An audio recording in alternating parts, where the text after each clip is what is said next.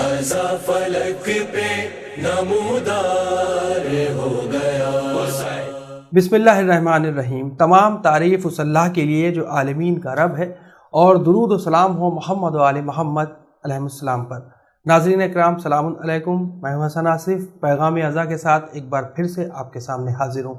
آپ کو معلوم ہونا چاہیے ایام ازاں ہے، یہ عزاداری ہمارے لیے ہماری زندگی ہے، اور ہم اس سے بہت کچھ سیکھتے ہیں، تبھی ہم کامیابی کی طرف بڑھ سکتے ہیں۔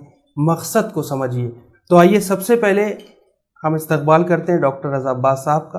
اور جس طریقے سے دیکھا جائے رضا عباس صاحب، جو ایک کسٹم اور ریچولز ہوتے ہیں جن کے ذریعے عزاداری کی جاتی ہے، لیکن جو ایم ہے یا ہدف ہے، ہم چاہیں گے کہ وہ کیا ہے، اور صحیح جو ہم مقصد سمجھیں عزاداری کا وہ کیا ہونا چاہیے، ہمارے خاص کر ناظرین کو بتائیں۔ بالکل، انتہائی اہم سوال ہے آپ کے اس پروگرام کا کہ کسٹم اور ریچولز۔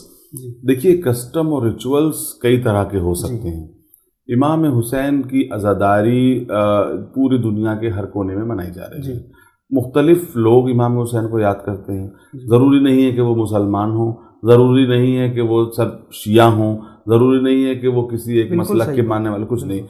تو یہ رسمیں ہندوستان آئیں، بہت سی یہاں کی چیزیں اس میں شامل ہو گئیں۔ ہم کسی چیز کو کرٹیسائز نہیں کرتے، ہم صرف یہ کہتے ہیں کہ ان مراسم میں ان کی اسپرٹ کو شامل کر دیجئے۔ دیکھیے، جتنی مثلا چھوٹی سی بات میں کہتا ہوں کہ ہمیں اپنے مذہب اور اپنے دین کو جو ہے وہ اسپرٹ کے ساتھ سمجھنا ہوگا، ورنہ بہت بڑی مصیبت آ جائے گی۔ آج ہم کمپٹیشن کس میں کرتے ہیں؟ علم مبارک کی اونچائی اور لمبائی، کہ ہم نے کمپٹیشن کیا کہ ہم اتنا لمبا علم اٹھائیں گے، اس کے بعد ہم اتنا اونچا اٹھائیں گے۔ حضرت عباس کا جو علم ہے، اس کی عظمت اس کی اونچائی سے نہیں ہے، بلکہ اس کی عظمت اس بات سے ہے۔ ٹھیک ہے، ہمیں اس سے کوئی اعتراض نہیں ہے، آپ 25 فٹ کا اٹھائیے، بالکل پورے شہر کو اس علم کے پھریرے کے سائے میں لے آئیے، بالکل صحیح ہے۔ مگر اس میں جو بنیادی نقطہ ہے وہ کیا ہے؟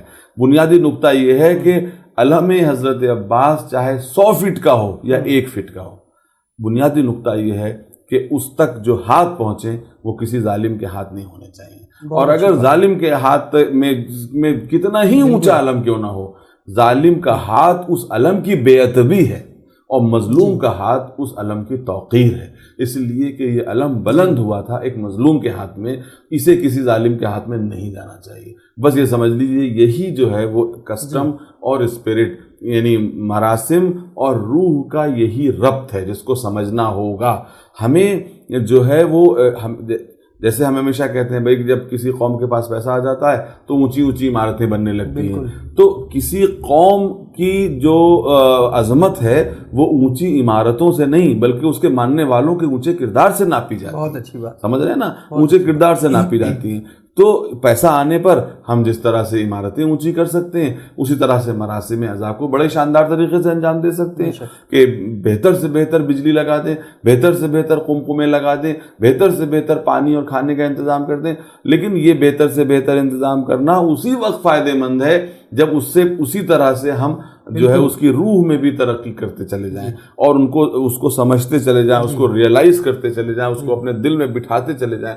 اب آپ یہ بتائیے کہ اس سے بڑھ کے کیا ہوگا کہ ہم نے تو عزا کے فروغ کے لیے انجمنیں بنائیں، اور انجمنوں نے بجائے اس کے کہ سماج کو ملانا شروع کیا، لوگ سماج کو بانٹنا شروع کر دیا، اور اسی کے ذریعے سے ہی ہم ایک دوسرے کو جو ہے وہ برا بھلا کہنے لگے۔ تو آپ یہ دیکھیے کیسے مقصد کیا تھا اور کیا سے کیا ہو گیا۔ سمجھنا یہ ہے کہ کہیں ایسا تو نہیں کہ مقصد ہمارے ہاتھ سے نکل جائے۔ کبھی کبھی ایسا ہوتا ہے کہ بالکل الٹے نتائج نکلتے ہیں۔ مثلا میں آپ کو مثال دیتا ہوں کہ قرآن مجید نے روزے کے لیے کیا کہا ہے کہ یا ایھا الذین آمنوا کتب علیکم الصیام کما کتب علی الذین من قبلکم لعلکم تتقون، کہ روزے تمہارے لیے فرض کر دیے گئے تاکہ تم جیسا تو پچھلی امتوں کے لیے کہہ گئے تاکہ تم اور زیادہ پرہیزگار اور متقی بن جاؤ. یعنی روزے کا مقصد یہ ہے کہ آپ زیادہ متقی بن جائیں، زیادہ پرہیزگار بن جائیں، زیادہ نرم بن جائیں، زیادہ اچھے انسان بن جائیں. اور اس کے مقابلے پہ معلوم یہ ہوا کہ دن بھر کی بھوک و پیاس کے بعد شام ہوتے ہوتے ہم ایک درندے بن گئے کہ جو ہم سے بول رہا ہے مجھ سے جھگڑنے کو تیار ہوئے جا رہے ہیں، اور لوگ یہ کہہ رہے ہیں کہ بھئی ان سے بچو، ان کے اوپر روزہ سوار ہو گیا ہے. تو آپ یہ بتائیے کہ آپ نے دیکھا کہ روزے کا مقصد یہ تھا کہ ہم اور نرم ہو جائیں، اور بجائے اس کے کہ الٹا نتیجہ. تو جب الٹا نتیجہ برآمد ہوا تو اس روزے سے آپ کو فاسٹنگ یا اپواس کے اور یعنی اندر کے جو انٹسٹائن کے تعلق سے جو فوائد ہیں وہ تو حاصل ہو جائیں گے، لیکن روحانی فائدہ نہیں ملے گا.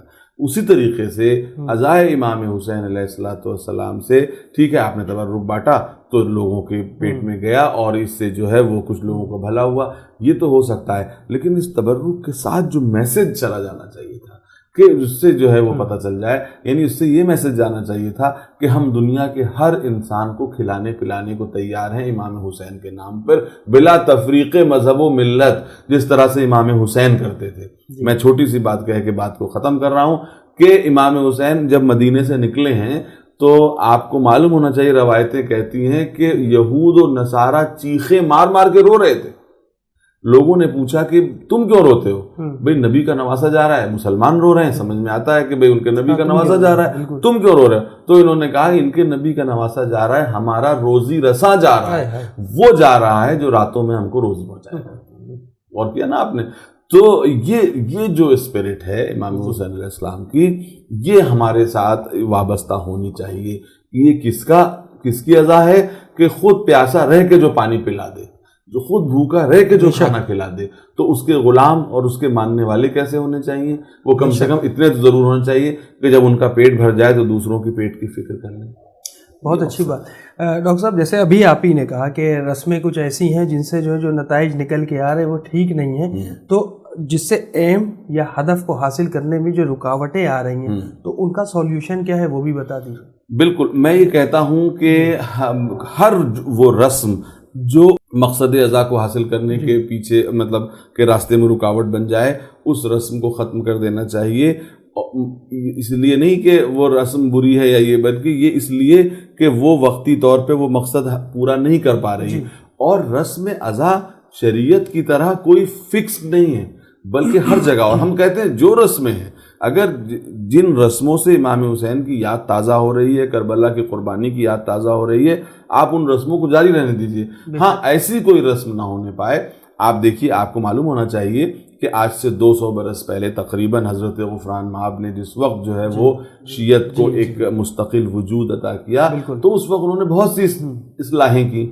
یعنی وہی شیعہ اس وقت جو ہے وہ لاٹھیوں کے لڑانے کو ہی محرم کی رسم سمجھتے تھے، تلواریں لہرانے کو، اونٹوں پہ اور گھوڑوں پہ سواری کرنے کو محرم کی رسم سمجھا کرتے تھے.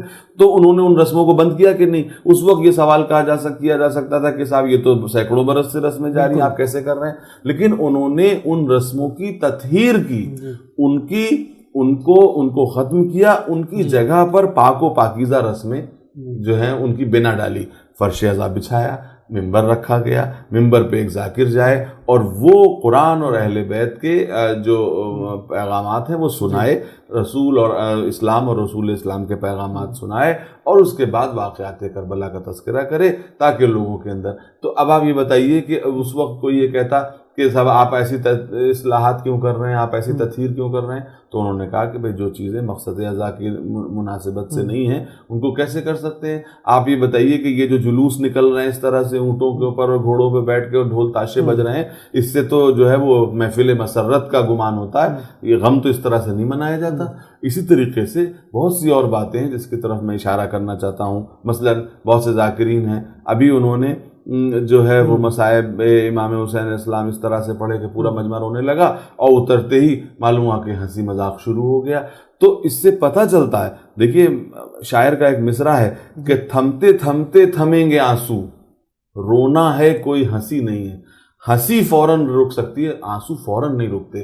اگر آنسو فوراً رک کے قہقہے میں تبدیل ہو جائیں تو سمجھ لیجئے کہ یہ آنسو صرف رسمی طور پر آنسو ہیں، یہ وہ آنسو نہیں ہیں جو امام حسین علیہ السلام کا تصور، ان کی مصیبتوں کے تصور سے آنکھوں میں آتے ہیں۔ بالکل امام حسین علیہ السلام کی مصیبتوں کو تصور سے جو آنکھوں میں آنسو آ جاتے ہیں، ان آنسوؤں کی قیمت بے انتہا یعنی گراں ہے، اور اس کی قیمت کا اندازہ ہم نہیں لگا سکتے۔ لیکن یہ آنسو ایسے آنسو کہ ابھی آنسو بہ رہے تھے اور ابھی جو ہے وہ محفل مسرت کی طرح ہم قہقہے لگانے لگے، اس سے پتہ چل جاتا ہے کہ یہ جو ہے وہ معاملہ نہیں ہے کہ جو ہونا چاہیے۔ یہ وہ آنسو نہیں ہے جن آنسو کے بارے میں روایتیں آئی ہیں کہ وہ آنسو جو ہے وہ آپ کو جنت میں پہنچا سکتا ہے۔ یہاں پہ ہم یہ کہیں گے کہ آنسو ضرور پہنچا سکتا ہے، مگر یہاں پہ ہم ایک شرط لگائیں گے، کون سا آنسو؟ بے شک کون سا آنسو؟ وہی جو شرطیں ہوں گی ان شرطوں کے ساتھ وہاں تک پہنچا جا سکتا ہے۔ بعد شہادت مظلوم کربلا ائمہ علیہ السلام نے جو پیغامات یعنی عزاداری کے یا کربلا جو شہادت اس کے فروغ کے ذریعے جو پیغام یا مقاصد لوگوں تک پہنچائے تو کس طریقے سے پہنچائے؟ بالکل، بہت اچھا سوال ہے اور بہت اہم سوال ہے۔ اس پر بھی میں ذرا سا تفصیل سے روشنی ڈالنا چاہتا ہوں۔ ہر امام نے شہادت کے بعد امام حسین کی عزاداری کا اہتمام کیا، اور ہم یہ بات مانتے ہیں، ہم یہ بات بالکل اعلان کرنا چاہتے ہیں اس چینل کے وسیلے سے کہ کربلا کے تعلق سے، کربلا کی واقع کربلا کی شکل میں ہمارے پاس ایک ایسی چیز آ گئی کہ جس کی وجہ سے ہم پوری دنیا میں جانے گئے، ہے نا۔ ائمہ نے یہ طریقہ اختیار کیا کہ کربلا کو یاد کرو ہمیشہ، اور کربلا کی یاد کے پیرائے میں اسلام کو باقی رکھو، اسلام کے اصولوں کو باقی رکھو۔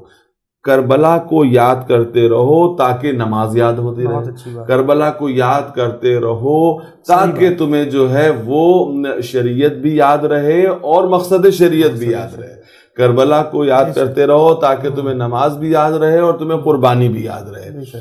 تو اسلام کے اصولوں کو بچانے کے لیے ائمہ نے کربلا کا سہارا لیا، اور کربلا کے ساتھ کربلا میں وہ طاقت ہے کہ وہ ایک کمیونٹی کو زندہ رکھ سکتی ہے بغیر طاقت کے، بغیر پاور کے، بغیر کثرت کے۔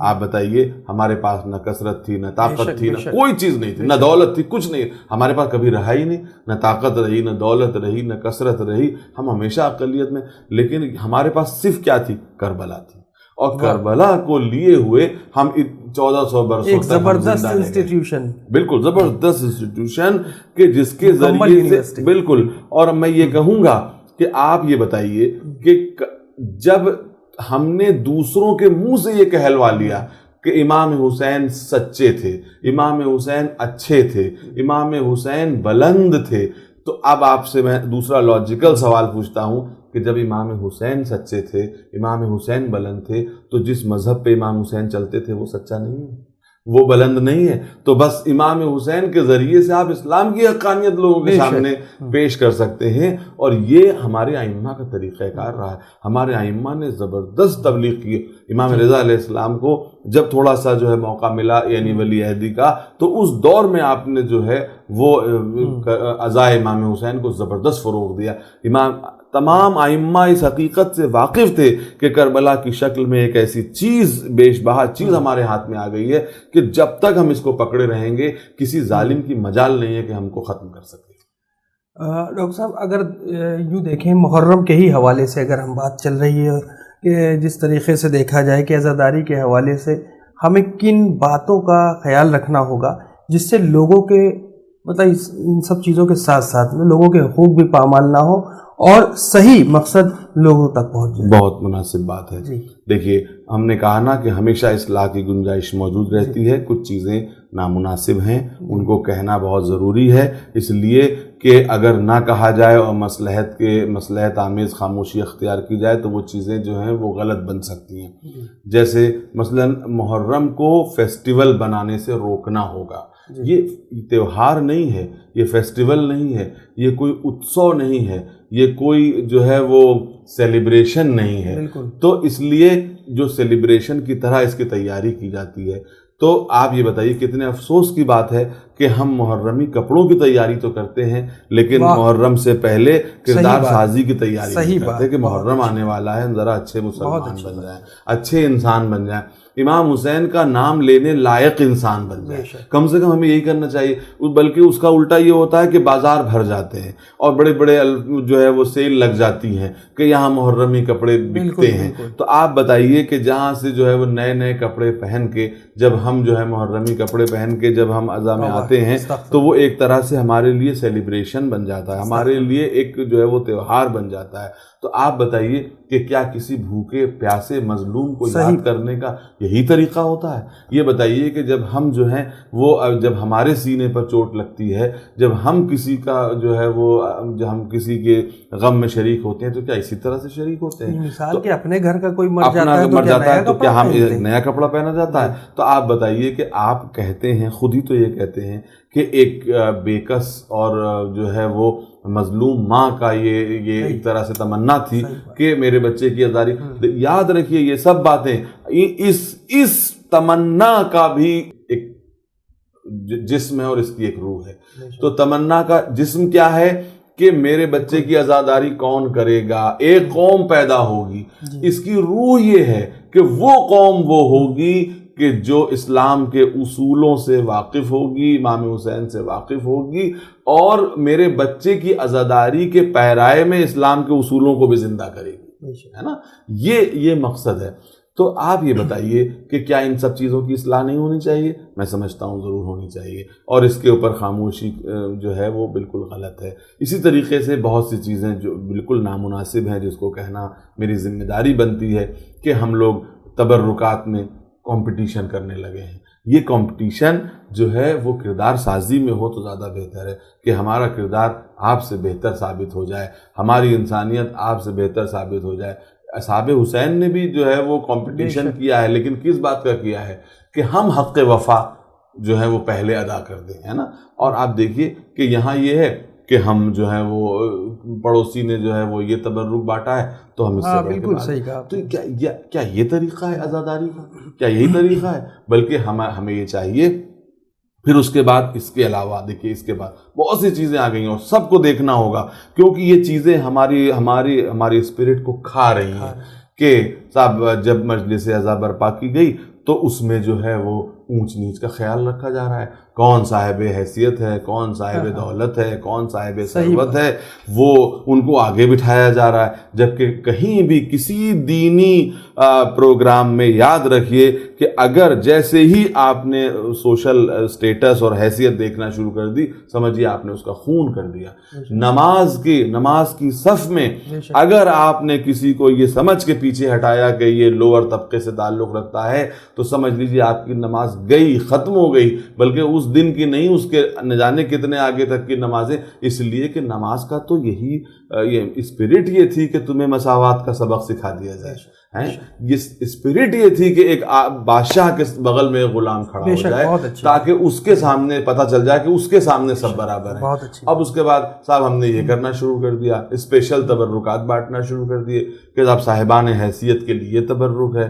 جب کسی کے لیے دسترخوان بچھایا تو دیکھ کر کے کہ ان لوگوں کو بٹھایا کہ جن کے گھروں میں خود کھانے موجود ہیں، ان کو فراموش کر دیا کہ جو صرف اس امید میں آئے تھے کہ کاش حسین کے صدقے میں ہمارا پیٹ بھی بھر جائے، ان کو آپ نے وہ کر دیا. تو یہ تمام چیزیں، ایسی بہت سی چیزیں ہیں کہ جن کو ہمیں جو ہے وہ مناسب ہے کہ ہم ان کی اصلاح کریں اور امام حسین علیہ السلام کی عزاداری کو ان خطوط کے اوپر ہم استوار کریں جن خطوط پر امام زین العابدین جناب زینب سلام اللہ علیہا اور اس کے بعد علماء نے جن مراسم کی بنیاد ڈالی، بہت سوچ سمجھ کے ڈالی ہے. دوسری بات میں اور کہوں گا کہ نئی رسمیں پیدا کرنے کی کوئی ضرورت نہیں ہے، جدید رسمیں، بلکہ انہی رسموں میں اسپرٹ پیدا کیجیے. وہ رسمیں بہت اچھی ہیں، بہت نیک ہیں، ان کو اسپرٹ کے ساتھ ادا کیجیے. اور ضروری نہیں ہے کہ ہم دیکھتے ہیں آج کل ہر دن ایک جدید رسم پیدا ہو رہی ہے. اس جدید رسم کے ساتھ ساتھ اس کے اندر اور بھی جو ہے وہ پرابلمز پیدا ہوتی چلی جا رہی ہیں، تو ان کو ٹھیک کریں. اور یعنی امام حسین اسلام کی عزاداری کو جو ہے وہ اسٹیٹس کا وہ نہ بنائیں، یعنی اکھاڑا نہ بنائیں، اسی طریقے سے کسی چیز کا اس کو فیسٹیول نہ بنائیں اور اس کو اس طرح سے منائیں جیسے ایک صاحب عزا، ایک غم زدہ انسان کسی کا غم مناتا ہے۔ جب آپ اس طرح سے غم منائیں گے تو دنیا بھی آپ کی طرف متاثر ہوگی۔ یہ جملہ یاد رکھیے کہ دنیا میں سب سے زیادہ متاثر اگر کوئی کسی چیز سے ہوتا ہے تو مظلومیت سے ہوتا ہے۔ کوئی ہنس رہا ہو پلٹ کے نہیں پوچھتا کہ کیوں ہنس رہے ہو، لیکن کوئی رو رہا ہو ہر انسان پلٹ کے پوچھتا ہے کیوں رو رہے ہو، تمہارے پر کون سا ظلم ہو گیا ہے۔ یہ چیزیں بہت اچھی بات آپ نے کرنا بہت ضروری۔ ڈاکٹر صاحب ابھی جیسے میں نے حقوق پہ بات ہوئی تھی، لیکن کچھ اور بھی ایک اہم حقوق ہوتے ہیں کہ مثلا مثال کے طور پہ آج کے دور میں سب سے زیادہ جو آفت آئی ہے لاؤڈ اسپیکر پر ہے، اور وہ آنا بھی چاہیے کہ کسی کی دل آزاری نہ ہو، تو ہم چاہیں گے اس پر بھی ہمارے ناظرین کو کچھ بالکل بہت مناسب بات ہے۔ آپ دیکھیے کہ جب آپ کسی کو بلا وجہ کوئی چیز سنانا چاہ رہے ہوں تو اس سے اس کے اندر اٹریکشن نہیں ریپلشن پیدا ہوگا، وہ متاثر نہیں ہوگا بلکہ نفرت پیدا ہوگی۔ آپ دیکھیے کہ ہم بالکل وہی بات ہے کہ الٹ آپ ماتم کس کا کر رہے ہیں، عزا کس کی جو برپا کر رہے ہیں، وہ کہ جس نے انسانی حقوق کا خیال رکھا، اور اسی کے نام پر اگر آپ کسی کے حقوق پامال کرنے لگے تو یہ بات وہی ہو جائے گی کہ عزاداری کے ذریعے سے ہمیں اچھا انسان بننا چاہیے تھا، اور اگر ہم اس کے ذریعے سے برے انسان بننے لگیں۔ اب مثلا لاؤڈ اسپیکر کا مسئلہ ہے، بھائی بہت حساس مسئلہ ہے، ابھی اس سے پہلے بہت زیادہ بحث میں بھی یہ چیزیں رہی ہیں۔ ہم بہت ہی نرمی کے ساتھ، بہت ہی عاجزی کے ساتھ، انکساری کے ساتھ اپنی قوم سے یہ پوچھنا چاہتے ہیں کہ آپ بتائیے کہ آپ اسی کو تو سنائیں گے جو آپ کی بات سننا چاہے، یا زبردستی آپ سنانا چاہتے ہیں؟ تو آپ لاؤڈ اسپیکر بری چیز نہیں ہے۔ وہ بات اور ہے کہ آج سے جب سے 200 سال پہلے جب یہ لاؤڈ اسپیکر ایجاد ہوا تو کچھ لوگوں نے یہ کہہ دیا کہ صاحب اس پہ جو ہے وہ تقریر کرنا حرام ہے، لیکن بعد میں جو ہے وہ کسی کی تقریر بغیر لاؤڈ اسپیکر کے نہیں ہونے لگی۔ تو ہم یہ پوچھنا چاہیں گے آپ سے کہ یہ بتائیے کہ کیا آپ کسی کو زبردستی سنانا چاہتے ہیں؟ آپ لاؤڈ اسپیکر لگائیے، لیکن اتنا لگائیے کہ جس میں آپ کی آڈینس، آپ ہو سکتا ہے کہ آپ کے بغل میں کوئی ہارٹ پیشنٹ سو رہا ہو، انصاف سے بتائیے کسی بچے کا امتحان ہو رہا ہو، اور اگر آپ رات بھر لاؤڈ اسپیکر بجائیں گے اور اس درمیان اس کی موت ہو جاتی ہے، اس کو ہارٹ اٹیک ہو جاتا ہے، اس کی بیماری میں اضافہ ہو جاتا ہے، بچہ تعلیم نہیں حاصل کر پاتا ہے، تو یہ دل آزاری کی بات نہیں ہے۔ اور آپ یہ بتائیے خدا نہ کرے کسی کے ہاں ایسی کوئی موت ہو جائے، ایسی کوئی کیجویلٹی ہو جائے تو وہ ہمیشہ کے لیے آپ سے متنفر ہو جائے گا کہ نہیں ہو جائے گا؟ تو ہم کیا ایسے حالات پیدا کرنا چاہتے ہیں؟ امام حسین کیا ایسی عزاداری ہماری قبول کرنے والے؟ امام حسین ایسی عزاداری قبول کریں گے جو سب کو قابل ہو، سب لوگ سمجھیں، ٹھیک ہے نا؟ اگر کسی کو امام حسین کی ذکر سننا ہوگا وہ آپ کی بزم میں آئے گا، آپ اسے بے شک سنیں۔ بہت اچھی بات ہے، بہت اچھی بات۔ اور میں نے تو بہت اچھی چیز ایک پڑھی تھی، نیٹ کے اوپر بھی دی تھی، اور گوگل پہ بھی ہے اور شلوک میں بھی دیا ہے۔ ایک بڑی اچھی سی بات ہے، میسج آف ہیومینٹی ہمارا چینل سب کے لیے ہے، کسی ایک مذہب کے لیے نہیں ہے، انسانیت کا پیغام کہ شری کرشن بھگوان نے کہا، ارجن کو اپدیش دیا بھائی کہ تم جو شلوک سنا رہے ہو تو ضرورت نہیں ہے کہ ان کو بھی سناؤ جو نہیں سننا چاہتے، یہ باقاعدہ کوڈنگ کے ساتھ ہے۔ تو یہ ان کے مذہب میں بھی، ہمارے مذہب میں کسی بھی مذہب کی کوئی کتاب ایسی نہیں جس میں وائلنس کی بات کی گئی اور ہمیشہ یونٹی کی بات کی گئی۔ تو اس وقت کی کمی ہے اور اگلے ایپیسوڈ میں ہم پھر حاضر ہوں گے ڈاکٹر صاحب۔ فی الحال ابھی وائنڈ اپ کرنا ہوگا پروگرام۔ تو ناظرین بس یہی چاہتے ہیں ہم کہ نیت اور خلوص میں پاکیزگی ہو تو ہر عبادت قابل قبول ہے۔ فی الحال ہمیں اجازت دیں، انشاءاللہ ہم پھر حاضر ہوتے ہیں اپنے اگلے ایپیسوڈ میں پیغام عزا کے ساتھ۔ دیکھتے رہیے channel one, message of humanity. شکریہ، خدا حافظ، لبیک یا حسین۔